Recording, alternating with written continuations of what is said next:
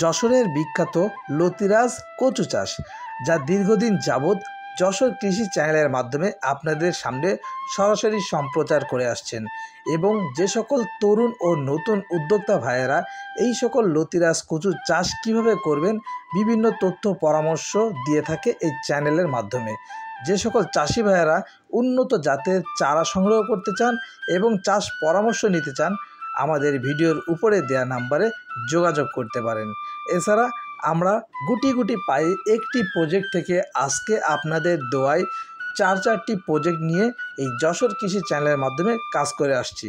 তাই তরুণ উদ্যোক্তা ভাইদেরকে আবারও মনে করিয়ে দিতে চাই, পরিশ্রম সৌভাগ্যের চাবিকাঠি।